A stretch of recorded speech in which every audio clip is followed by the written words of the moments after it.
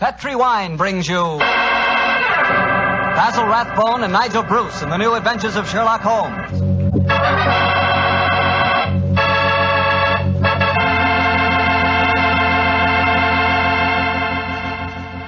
The Petri family, the family that took time to bring good wine, invite you to spend the next half hour listening to Dr. Watson tell us another exciting adventure he shared with his old friend, that master detective, Sherlock Holmes. And I'd like to tell you about something you ought to share with your family before dinner. And that's Petri California Sherry. Because Petri Sherry can make that time before dinner a high spot in your day. That Petri Sherry is a truly fine wine. Its color is a deep amber, rich and inviting. And the wine is wonderfully smooth and full-bodied. Flavor, a swell. Honestly, I mean it when I say the best beginning a good meal ever had is a glass of Petri Sherry. Oh, and look, if some of your family like their sherry dry, you know, not sweet, they'll really like Petri Pale Dry Sherry. So to be sure you please everyone, don't buy one, buy two. Buy the regular Petri Sherry and Petri Pale Dry Sherry. And be sure you look for those letters P-E-T-R-I, because they spell the proudest name in the history of American wines, Petri.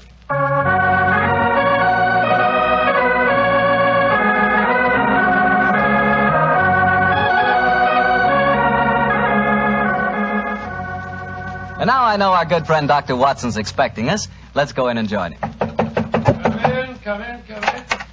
Good evening, Doctor. Good evening, Mr. Bartell. Say, how are you feeling, Doctor? All over that attack of flu you had? I'm feeling very much better, thank you, my boy. I'm still a little weak. We old fossils take much longer to get over that sort of thing than you young fellows. Well, you take good care of yourself, Doctor. You've got a lot of friends, you know. Oh, I'm very glad to hear that. Thank you, Mr. Bartell. And now settle yourself down, and I'll get on with tonight's new Sherlock Holmes adventure. Where did it take place?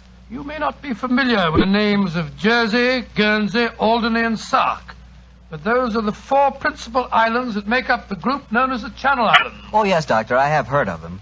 Somewhere in the English Channel, aren't they? Between the southern coast of England and the northern coast of France? That's quite right, my boy, though I very much doubt if you ever heard of the tiny island on which this story happened. It was the island of Garth, a minute but self-contained spot with a population of just under 1,000 inhabitants, subsisting, and from what I saw of the island in those days, subsisting very well on its dairy products. Was it under the rule of the British government, Doctor? No, Mr. Bartell, not exactly. You see, the island belonged to a family by the name of Horn. The head of the family, who was known as the Seigneur of Garth, was an independent ruler owing nominal allegiance to the King of England. That allegiance was expressed by one of those traditional ceremonies in which the Seigneur annually presented 1 pound of freshly churned butter to a representative of the British Crown. Times haven't changed much, have they, Doctor? Pound of butter is still worth a king's ransom. But tell me, what were you and the great Sherlock Holmes doing on the island of Garth? Well, I just coming to that, my boy, if you'll give me a minute. It was in the summer of 1896 when, to my utter amazement, Holmes informed me that we were going to the island of Garth as the official representatives of the British Crown to accept the annual presentation of butter. At the time, I must confess, I couldn't see why Holmes wanted to accept such a ridiculous mission. It was only as we approached the island in a small fishing boat that he told me a great deal more was at stake than a pound of butter. Unfortunately, Mr. Bartell, I'm not much of a sailor, and as the wind was blowing hard and the sea racing, I'm afraid I wasn't a very intelligent companion.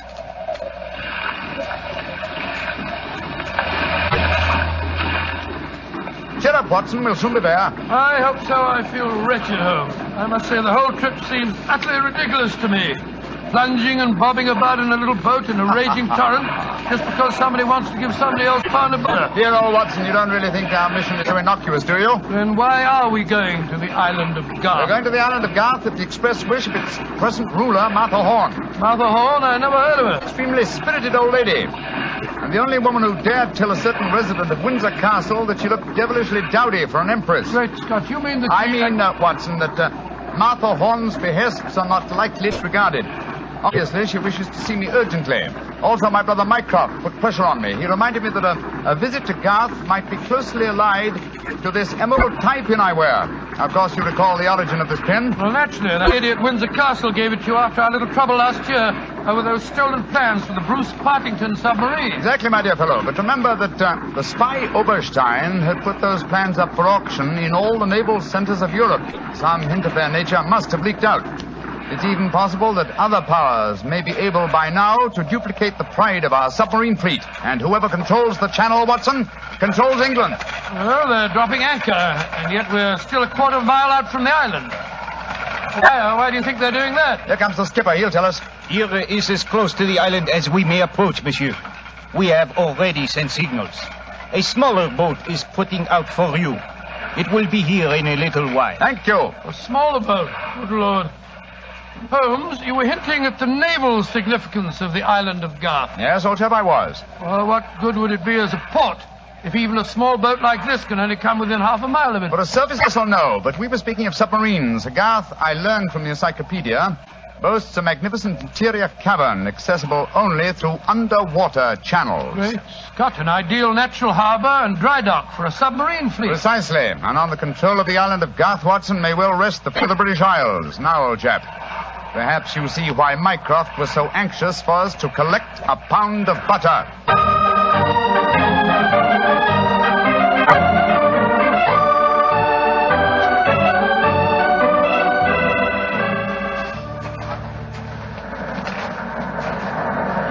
Holmes, doesn't it seem wonderful to be on land again? First the fishing smack, and then that wretched little rowing boat. Then the bucket swinging us up the face of the cliff. Now at last I can stretch my legs. Steady, old chap, steady, steady. Let me give you a hand. You'll soon get your land legs back again. Thank you. I'm a bit shaky, I must confess. Hello? Who's that couple walking towards us? Our welcoming committee, no doubt. How do you do? Mr. Sherlock Holmes and Dr. Watson. Permit me to present myself. I am Dr. Hugo Oberwald. How do you do, sir? How do you do, Doctor? And this is Mrs. Reeves, the housekeeper at Horn Castle, where you will be staying. How do you do? How do you do, Mrs. Reeves? Welcome to the island of Garth, gentlemen. We were deputed to come and greet you back to the castle. We can walk there across the cliff tops. It isn't very far. Ah, splendid. I think my friend will appreciate traveling on terra firma once again. Dear me, Herr Doctor. You are not a good sailor, perhaps? No, perhaps about it, sir. I had a miserable crossing. I am sorry to hear it. I trust your short stay at the castle will be some recompense for the journey. The formal presentation of the butter will take place tonight. There will be no reason why you gentlemen cannot return to the mainland tomorrow. Oh, thank you, Mrs. Reeves, but it's more than likely that we shall stay on for a few days. Oh, it will be quite unnecessary. I'm afraid that is a matter for Mrs. Horn and ourselves to decide. I'm afraid that Mrs. Horn is incapable of making any decisions. Oh, what do you mean, madam? Obviously, you have not heard, but the news is slow in reaching the mainland. Mrs. Horn died yesterday. Died? Good Lord. A natural death, I suppose. But, of course, I attended her myself, simple case of heart failure. the poor lady died in her sleep. Shall we begin our walk to the castle? By Jove, Holmes, this changes things. You suppose it was a natural death? I suppose nothing, old fellow. But in almost 20 years of practice, I can recall precisely 3 clients, actual or potential, who died natural deaths. Come on, let's follow them.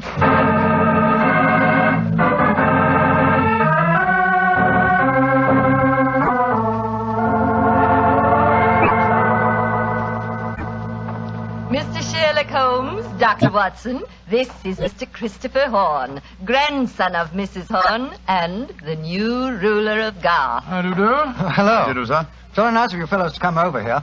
Too bad you had to arrive just as the poor old gal kicked the bucket, though. Allow me to offer my condolences on your grandmother's death, sir. Yes, indeed, Mr. Horn. Thank you. It was a ghastly business. I found her, you know. Christopher. Frightful sight. There was an awful silly grin on the old dear's face, and... Don't you think it would be more to the point if you were to explain the ceremony in connection with tonight's presentation? You're right, Reeve. Reeve is a terrible tyrant, but she is efficient. Don't know what I'd do without her. Always ran everything for poor old Granny. Why, when the old girl was ill, she... Christopher, I gave you a schedule of the ceremonies this morning. What did you do with it? Dash it, Reeve, I don't know. Must have missed it. And I have my own copy in the study. I swear I don't know what I'd do without you. Excuse us a moment, gentlemen. I'll be back in a jiffy. Holmes, what in thunder is going on here? That boy's completely under the thumb of Mrs. Reeves. He was trying to tell us something, but that frightful woman kept changing the subject. He spoke of an awful, silly grin on the dead woman's face. Didn't that suggest something to you? By Jove, that's one of the characteristic symptoms of strychnine poisoning. Exactly, old fellow. And perhaps he was going on to mention the equally characteristic arching of the body. We've got to get Mr. Horn to ourselves for a little while, and you've got to examine the body of the dead woman. And it's going to be difficult. Is that a balcony outside the window? Yes, it is. Come along. Let's see what it leads to.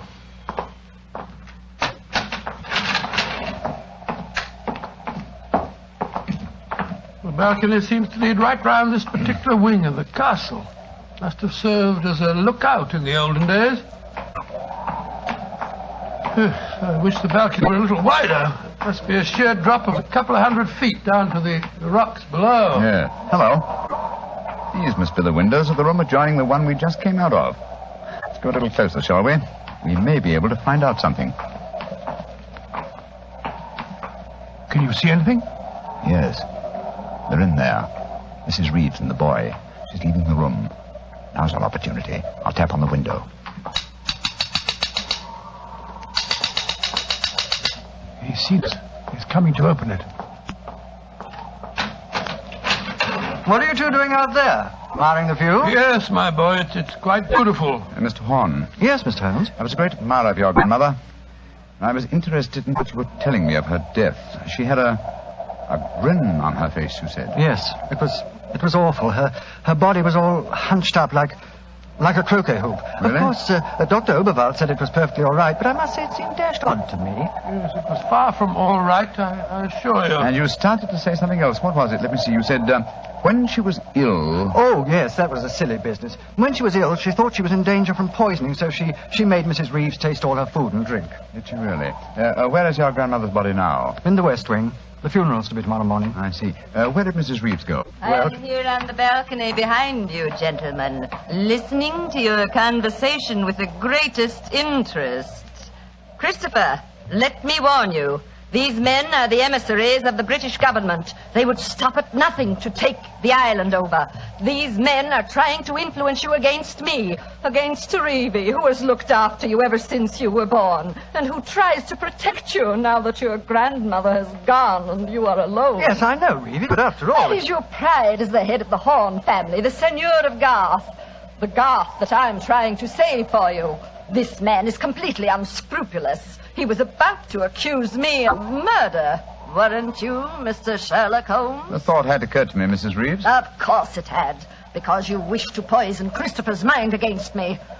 Well, Mr. Holmes, we have no police on the island of Garth. Our only law is the word of the Seigneur, and Christopher now holds that title. Seigneur, what do you say? Will you allow an Englishman to blind you by accusing me of being a murderess? Mr. Holmes, Dr. Watson, I shall meet you at the ceremony tonight. Beyond that, I don't care to speak to you again. Good day. A shame to spoil your plans, isn't it, Mr. Holmes? Well, upon the soul. Magnificent, Watson. Magnificent. A murderess who seeks to defeat me by accusing herself. Superb. It's a new game, my dear fellow, and one that must be played to a finish.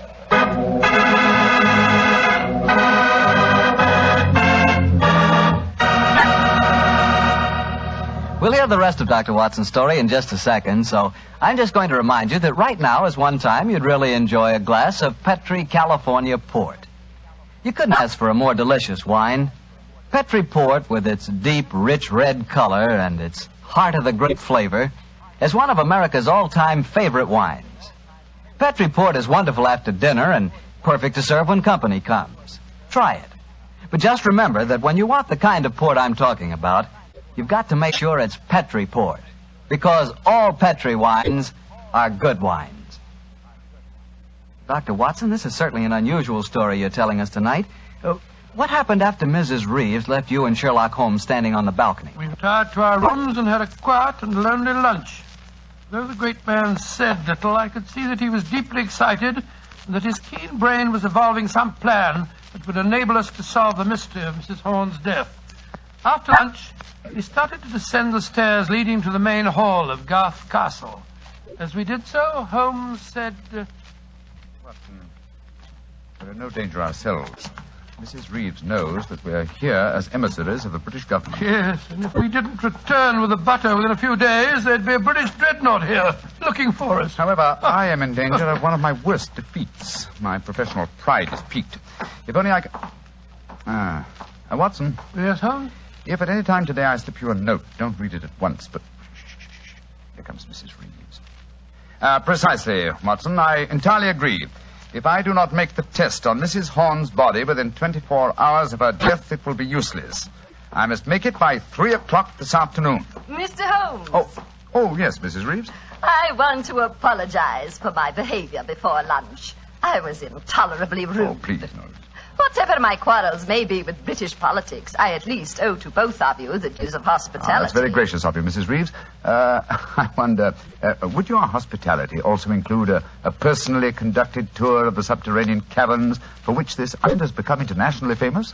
Would they really interest you? Well, I'm afraid that my friend and I won't have the time. Oh, yes, not at all, Watson, not at all. We have plenty of time, as long as we're back here by 3 o'clock. I'm sure Dr. Oberwald would be delighted to join us. He has made quite a study of the unique rock formation. Oh, that's splendid. It should prove a most interesting excursion. But, Holmes, why do we want to go stomping around a lot of damp and smelly caves? Only exercise will do us good, old fellow. Will you lead the way, Mrs. Reeves? And please remember that it's most important that I return here... I remember, Mr. Holmes. You must be back here by 3 o'clock.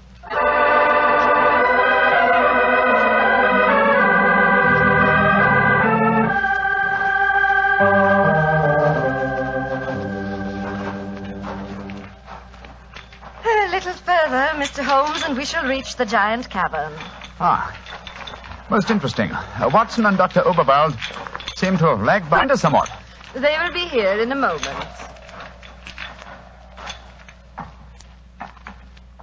There.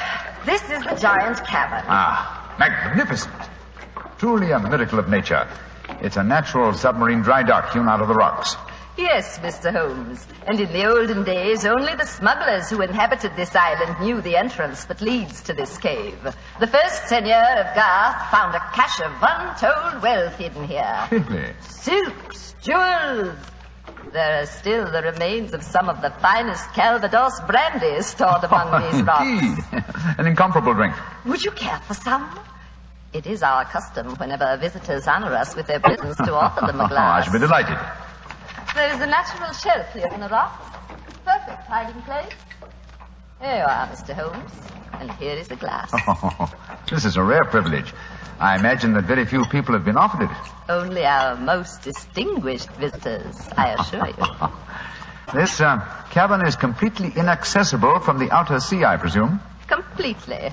Unless, of course, ships could swim under the sea. Which, as you know as well as I, they can, Mrs. Reeves. Even outside the imaginings of Jules Verne. Indeed. Would you care to explore a little deeper? The others will be with us soon.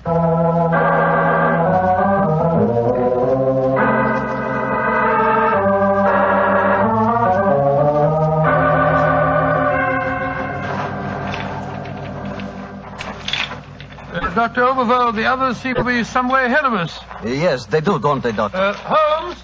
Holmes, where are you? Dear me, I'm afraid we cannot follow them. What do you mean? The next cavern is already cut off by the rising tide. Great Scott, you mean that they're cut off? I am afraid so. But do not worry here, Doctor. In a few hours, the tide will recede. They are in no danger. Just, shall I say, temporarily marooned.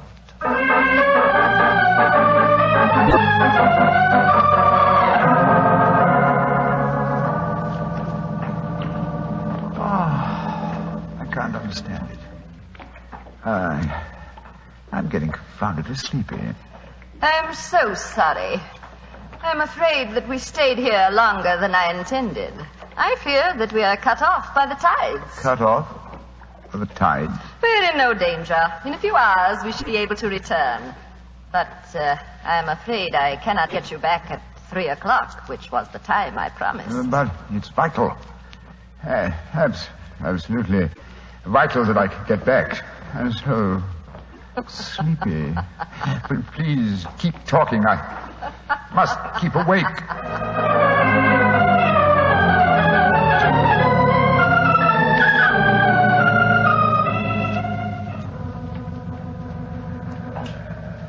Dr. Oberl, I must get to Sherlock Holmes at once. I am sorry, Herr Doctor, but we are not able to control the forces of nature. We cannot force the water to recede. Your friend is in no danger. No, but he's got a most important test that he must make by 3 o'clock. I am afraid that will be impossible. I've got to do something. I should have come to these blasted caves in the first place. I don't know what on earth I ought to do. By Jove, that note that Holmes gave me. He told me to open it if... where did I put it? Ah, here it is. A note from Mr. Sherlock Holmes, eh? Vital make medical test. Great Scott, Dr. Overall, it's absolutely necessary for me to come to the castle at once. Indeed. A note from Mr. Sherlock Holmes, and now it is most important that you return to the castle. No, my fine English friend. I am afraid I cannot allow you to. Oh, I don't know how you propose to stop me, sir. You see this revolver? And do you see this stick? I warn you, Herr Doctor. Oh, no, you don't. I'm sorry you can't hear me, Dr. Overville, but when Sherlock Holmes gives me orders, I carry them out.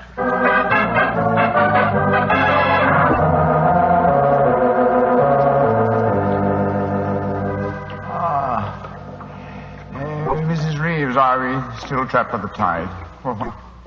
What time is it? 5 o'clock. I'm afraid that you'll be a trifle late for your important appointment. What a pity. You deliberately trapped me here. You drugged the brandy and kept me a prisoner. Did I? Now, why should I do that, Mr. Holmes? Because you're greedy of power. That's obvious in your domination of that pleasant though weak young man who is now Senior of Garth. I'm sure your beliefs would find support in certain ideologies now arising in Germany. Your choice of a German doctor as an accomplice in your plans would support that theory. And what might my plans be? I should say that you're determined to give Garth as a submarine base to Germany. With this island in their power, they could control the channel. Very interesting. And I suppose, as well as being a spy, I'm responsible for Mrs. Horn's murder? You and Dr. Oberval between you?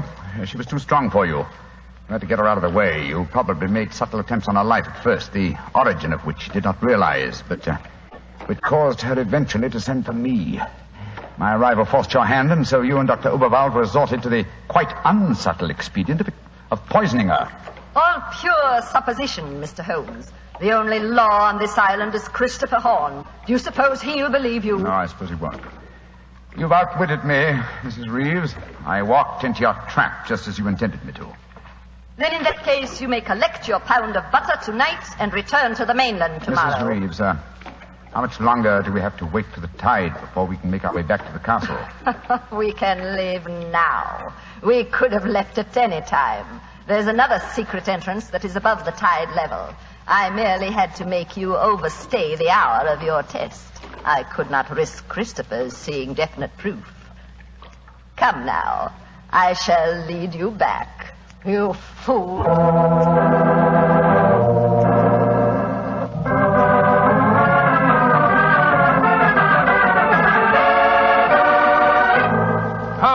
Holmes, where have you been all this time? Mind that, Watson. Did you open the note? Yes.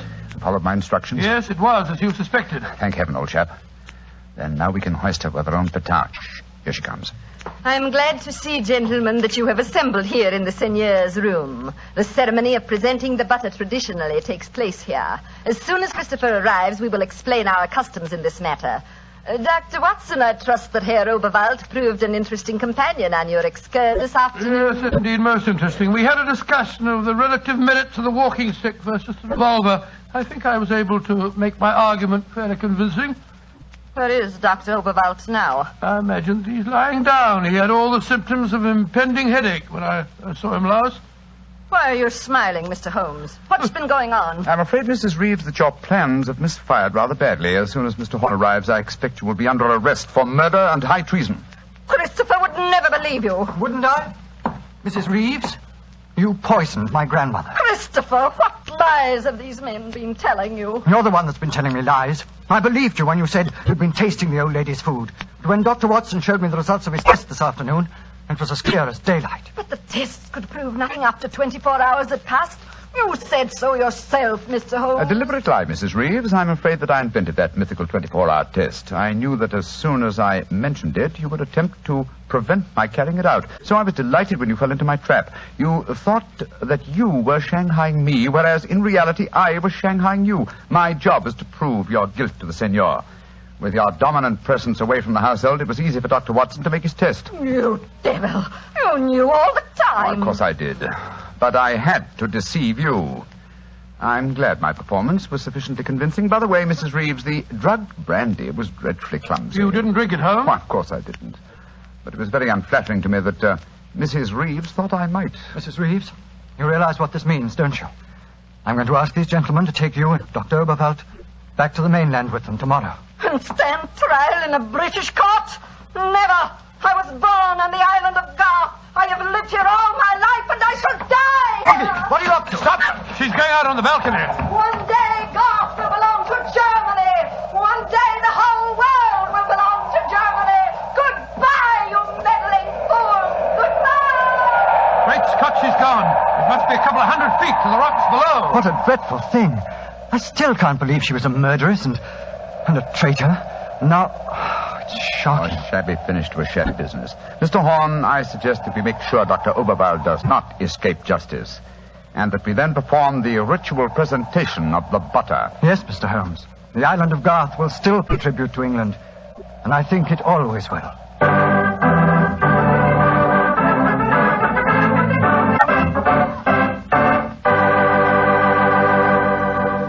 Well, Doctor, that was some story.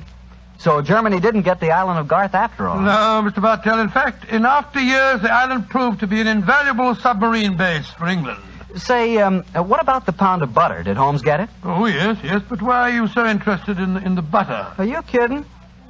In our house, butter is our second most favorite topic of conversation. Your second most favorite? Well, what's your favorite topic of conversation? Remember, you asked me. Petri wine. Oh, as if I didn't know. Doctor, that Petri wine is something to really talk about. You know, the Petri family has been making wine for generations. Why, the art of making fine wine is their heritage, handed down from father to son, from father to son. Believe me, when it comes to turning luscious, sun-ripened California grapes into fragrant, delicious wine, the Petri family really knows how. And they're proud of their wine, too.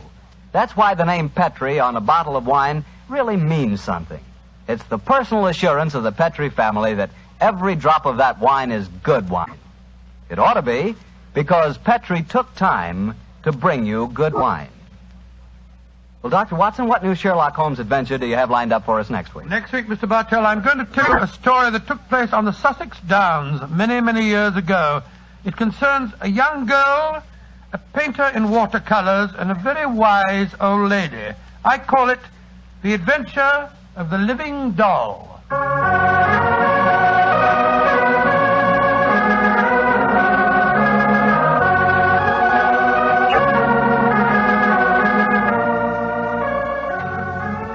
Tonight's Sherlock Holmes adventure was written by Dennis Green and Anthony Boucher and was suggested by an incident in the Sir Arthur Conan Doyle story, The Adventure of the Bruce Poddington Plans. Music is by Dean Fosler.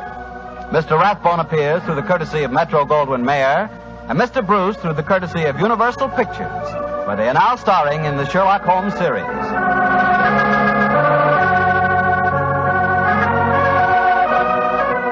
The Petri Wine Company of San Francisco, California, invite you to tune in again next week, same time, same station. Sherlock Holmes comes to you from our Hollywood studios.